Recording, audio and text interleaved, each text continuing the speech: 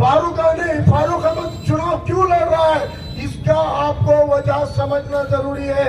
ये नांदेड़ की सरजमीन अंबेडकरवादी विचारों की और माइनॉरिटी मुसलमानों की सियासत की जमीन रही है। आपको ताज्जुब होगा कि आज 50 साल के नौजवान को, आदमी को भी पूछ लो कि नांदेड़ से कभी तुमने मुसलमानों का एमएलए देखा है, तो वो कहते हैं नहीं, मुसलमान आमदार नहीं बन सकता।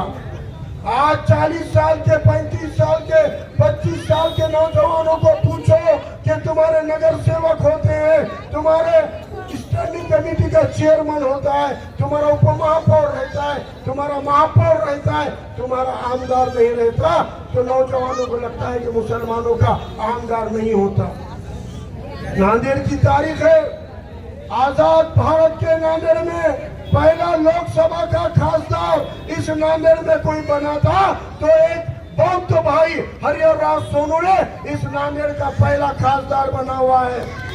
इस नांदेड़ में लगातार 4 चुनाव में, खासदार की 4 चुनाव में 2 नंबर का उम्मीदवार लोकसभा में रिपब्लिकन पार्टी का अम्बेडकरवादी विचारों का रहता था। इसका मतलब आजाद भारत की सरजमीन में अम्बेडकरवादी विचार यहाँ का जिले के अंदर की सियासत की जमीन थी। हमने देखा इस नांदेड़ में कांग्रेस 2 इलेक्शन लगातार हार गई आजाद भारत में। जब कांग्रेस जीत नहीं सकती थी, उस वक्त में कांग्रेस को एडवोकेट सैयद फारूक पाशा नाम की शख्सियत की उम्मीदवारी देनी पड़ी और उस वक्त इस आजाद भारत के पहला नांदेड़ का मुस्लिम एमएलए सैयद फारूक पाशा साहब चुनकर आए थे।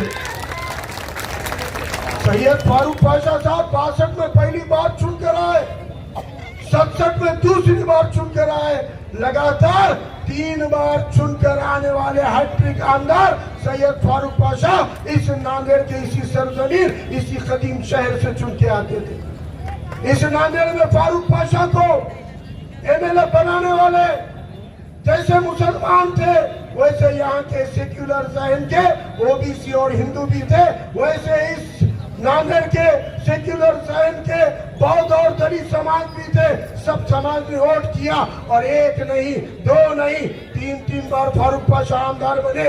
उसके बाद कांग्रेस के खिलाफ प्रोफेसर नूरुल्लाह खान खड़े रहे, कांग्रेस को हराकर प्रोफेसर नूरुल्लाह खान भी आमदार बने। 1967 से लेकर आज तक किसी मुसलमान को इन्होंने टिकट नहीं दिया था, लेकिन उनको चुन के भी आने नहीं दिया। कोशिश नहीं की, कोशिशें की। उस्मान साहब खड़े रहे, सोना बेटी वाले सत्तार भाई इलेक्शन लड़े, हमें सरवरी साहब इलेक्शन लड़े, अब्दुल समद बागवान साहब इलेक्शन लड़े, ईसा खान साहब इलेक्शन लड़े, गफ्फार खान साहब इलेक्शन लड़े, कई मुसलमान इलेक्शन लड़े, लेकिन ऐसी साजिशें की गई कि मुस्लिम कैंडिडेट को गैर मुस्लिम वोट नहीं देना चाहिए।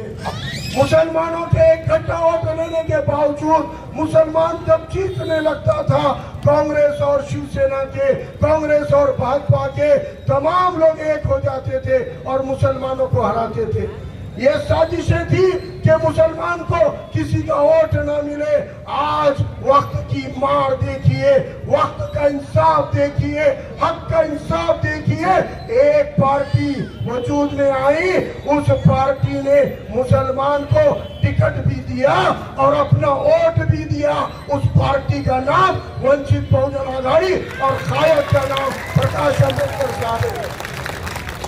2019 में इससे पहले किसी भी मुसलमान के खिलाफ मुसलमान कैंडिडेट नहीं दिया गया था, लेकिन 19 में दिया गया, 24 में दिया गया, क्योंकि उनको ये मालूम है कि इसको नॉन मुस्लिम हम वतन भाइयों के वोट मिलने वाले, इसको हराना है तो घर के भेदियों से हराओ, इसके कौम के वोटों को फोड़ो।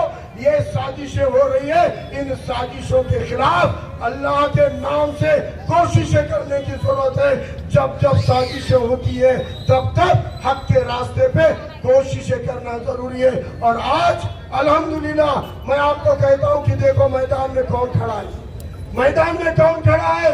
भाजपा और शिवसेना के कैंडिडेट आनंद बोंडारकर, कांग्रेस के कैंडिडेट मोहनराव हंबर्डे, जिनके सगे भाई लोकसभा के कैंडिडेट भाजपा के कैंडिडेट संतोष हंबर्डे और आरएसएस का भी कैंडिडेट है।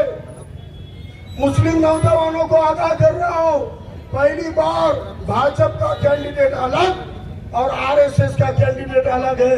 भाजपा का कैंडिडेट आनंद है तो आरएसएस का कैंडिडेट दिलीप कंदकुर्ते अपक्ष खड़ा रहा हुआ है, उसको आरएसएस का सपोर्ट और ताईद हासिल है, वो आरएसएस का कैंडिडेट है और वो आप लोगों के वोट पिछले इलेक्शन में ये कहकर लूट कर गया था कि अपक्ष उम्मीदवार है, पहली निशानी चाबी थी, अब सेगड़ी से खड़ा हुआ है। आपके वोटों को बांटने की साजिशों को रोकना पड़ेगा। अगर हमको ऐवान असेंबली में नुमाइंदगी भेजनी है तो हमको साजिश को रोकने की जरूरत है। मुझसे पहले मुकर्रिरीन ने बहुत अच्छे अंदाज में कहा, आज नांदेड़ में अफसोस है मुस्लिम की नुमाइंदगी नहीं है, लेकिन इस बात का ज्यादा अफसोस है कि तुम मुसलमानों को नुमाइंदगी नहीं देते हो, लेकिन मुसलमानों की नुमाइंदगी भी नहीं करते हो। जब भी दहशतगर्दी के नाम पर नांदेड़ में 29 मुस्लिम नौजवानों को दहशतगर्द बोल के जेल में डाल दिया गया, तब कोई आमदार खासदार तुम्हारे हक में खड़ा नहीं हुआ। तब peoples campaign against politics of terror का प्रोग्राम लेने के लिए हम आगे बढ़कर यहाँ पे दहशतगर्दी के खिलाफ मुहिम शुरू किए। उस प्रोग्राम का नतीजा है 2013 में प्रोग्राम लिया, उस तारीख से आज तक एक भी मुसलमान को दहशतगर्दी के नाम पर जेल में डालने की हिम्मत ये एटीएस, एनआई और पुलिस की नहीं हुई है। ये होती है बेदार एहतजाज।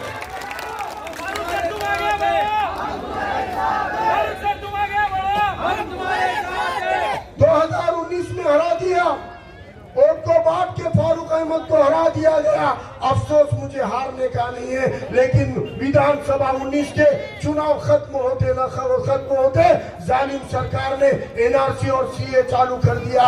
अफसोस ये था कि मैं अगर एमएलए होता तो इस सदन को हिला के कहता कि बिहार में बीजेपी की सरकार होते हुए सीए के खिलाफ ठराव मंजूर कर सकती है, तो कांग्रेस एनसीपी की उद्धव ठाकरे की सरकार रहते हुए महाराष्ट्र सदन सीए के खिलाफ ठराव क्यों नहीं लेता? अगर मैं सदन में होता तो झंझोड़ के पूछता कि मुसलमानों को बाहर रखकर सीए बनाया गया, ये संविधान के आर्टिकल 14, 15 के बराबर है क्या? नहीं है। तो अगर केंद्र की सरकार एनआरसी सीए लागू करेगी तो महाराष्ट्र की सरकार सीए लागू नहीं करेगी, इसका ठराव मंजूर कराता। उसके फौरन बाद कोविड आ गया, कोरोना आ गया। अगर एमएलए होता तो दवाखानों के अंदर बेड बढ़वाने के लिए, ऑक्सीजन के लिए, दवा इंजेक्शनों के लिए असेंबली में और सीएम से लड़ता, लेकिन अफसोस उस वक्त भी हमको लड़ाई रास्तों पे लड़नी पड़ी। मैं अगर उस वक्त एमएलए होता तो हमारे छोटे छोटे कारोबार, चाय के टपरी के, तारी के होटल बंद कर दिए गए, पुलिस के डंडे मारे गए। उस वक्त असेंबली में होता तो ये छोटे छोटे कारोबारों को खुलवाने की आवाज उठाता। अफसोस उस वक्त असेंबली में नहीं था, लेकिन रास्तों पे उतरकर जेल में जाकर भी ये दुकानें खुलवाने का एहतजाज रास्तों पे करना पड़ा। अगर असेंबली में होता तो जब राज ठाकरे मस्जिद के भोंगों की आड़ में महाराष्ट्र में दंगे फैलाना चाह रहा था, उस वक्त मेरे पार्टी के कायद सुजात अम्बेडकर ने कहा था मस्जिदों के आगे हनुमान चालीसा पढ़वाना है, दंगे कराने हैं, तो राज ठाकरे अपने बेटे को भेज, अब बहुजन का बच्चा मुसलमानों के खिलाफ दंगा नहीं करेगा। ये कहने का दम खम सुजात दादा अम्बेडकर ने दिखाया। और उस वक्त पार्टी की तरफ से प्रदेश अध्यक्ष रेखा ताई ने मंत्रिमंडल सर्वपक्षीय बैठक में कहा कि राज ठाकरे महाराष्ट्र में दंगे कराना चाहते हैं, राज ठाकरे के खिलाफ यूएपीए के तहत मामला दर्ज करके राज ठाकरे को आतंकवादी बोल के जेल में डालो, ये डिमांड की। अगर असेंबली में होता तो असेंबली में राज ठाकरे के खिलाफ यूएपीए की मांग कर पाता। जब औरंगजेब रहमतुल्लाह के नाम पर, हजरत टीपू सुल्तान के नाम पर महाराष्ट्र में दंगे हो रहे थे, औरंगाबाद में दंगा हुआ, कोल्हापुर में दंगा हुआ, अमरावती जिले में, सोलापुर में और सभी जिलों में स्टेटस पे गुने दाखिल हो रहे थे, लॉकअप में बच्चों को डाला जा रहा था। असेंबली में होता तो मैं पूछता फडणवीस को कि फडणवीस गृह मंत्री होने के नाते बता कि आज अगर टीपू सुल्तान का स्टेटस रखने पे गुनाह दाखिल करता है तो डॉक्टर बाबा साहब अम्बेडकर ने भारत के संविधान में हजरत टीपू सुल्तान की तस्वीर लगाई है, क्या उखाड़ सकता है? मैं असेंबली में नहीं था, लेकिन रास्ते की लड़ाई अली जनाब प्रकाश अम्बेडकर साहब की क़यादत में हमने लड़ी और औरंगजेब रहमतुल्लाह के मजार पर प्रकाश अम्बेडकर साहब खुद गए और जाकर कहा कि हाँ मैं औरंगजेब के रहमतुल्लाह के मजार पे आया हूँ। औरंगजेब रहमतुल्लाह 54 साल इस भारत के सुल्तान रहे हैं और मैं यहाँ आया हूँ, मैंने फोटो उतारी है, क्या बिगाड़ सकते बिगाड़ो, ये बोलने का दम कबूल को नबी करीम सल्लल्लाहु अलैहि वसल्लम की अगर वहां पे कहीं शान में गुस्ताखी होती है, बेहुरमती होती है तो एक साजिश है। कल को उठ कर 1000 चमचे आ रहे हैं, कोई भी उठ के कर रहा है, यहाँ हो रही है, वहां हो रही है, बंदोबस्त क्या है? हम प्रकाश अम्बेडकर साहब को बोले कि साहब ये बेहुरमती करने वाला सामने के दरवाजे से अटक करके लाके पीछे के दरवाजे से छोड़ देते। तब प्रकाश अम्बेडकर साहब ने कहा एक कड़क कानून बनाने की जरूरत है जिसके तहत अगर कोई नबी की शान में गुस्ताखी करता है तो उस पर एट्रोसिटी से भी ज्यादा कड़क कानून लगाकर महीनों जेल में डालने का पैगंबर बिल अगर किसने बनाया, अली जनाब प्रकाश अम्बेडकर साहब ने बनाया। नसीब बनाया उसको विधान परिषद में टीचर कॉन्स्टिट्यूंसी के कपिल पाटिल नाम के आमदार के जरिए टेबल भी किया। आज भी पैगंबर बिल आईवान के अंदर जिंदा है। मेरे ताई को मालूम है, मकान पे बैठकर हमने ताई के सामने ही प्रकाश अम्बेडकर साहब को पैगंबर बिल बनाने की गुजारिश की थी। इसलिए आज ये सारी चीजों के लिए आईवान असेंबली के अंदर आवाज उठानी है। मुसलमानों के एमएलए होते तो हैं, लेकिन वो अपनी पार्टियों के गुलाम होते हैं, वो अपनी पार्टी के आका के कहे बगैर असेंबली में आवाज नहीं उठाते। मैं आपसे इल्तिजा करता हूँ, एक मौका दीजिए, एक मौका दीजिए। 25 साल जिंदगी, पूरी समाजी जिंदगी खुली किताब की तरह है। अल्हम्दुलिल्लाह फारूक अहमद सिवाय अल्लाह के किसी के बाप को नहीं डरता। ये मैं दावे के साथ कहता हूँ कि असेंबली में आपके लिए लड़ने के लिए मौका चाहता हूँ।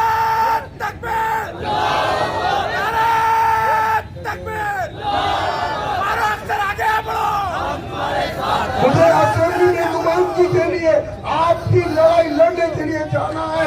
मेरी काबिलियत क्या है, मेरा किरदार क्या है, मुझे साबित करने की जरूरत है। अल्हम्दुलिल्लाह मेरी नानी की आवाम मुझसे वाबस्ता है, बेहतर तरीके से जानती है। मैं आपसे इंतजार करता हूँ, एक जल्दी अपने वोटों का डिवीजन रोकिए, वोट बटने मत दीजिए। मैं यकीन दावे के साथ कहता हूँ इंशाल्लाह 30,000 वोट अम्बेडकरवादी विचार के, ओबीसी के और दिगर समाज के हम दावे से ले रहे हैं। आपके वोटों में डिवीजन को रोककर इंशाल्लाह 47 साल की तारीख को तब्दील करने का मौका इस इलेक्शन में लेंगे। आप तमाम लोगों ने इतनी कसीर तादाद में शिरकत की, आपकी मोहब्बतों को सलाम करता हूँ, अपनी जगह लेता हूँ। अल्लाह हाफिज, जय भीम, जय भीम, खुदा हाफिज।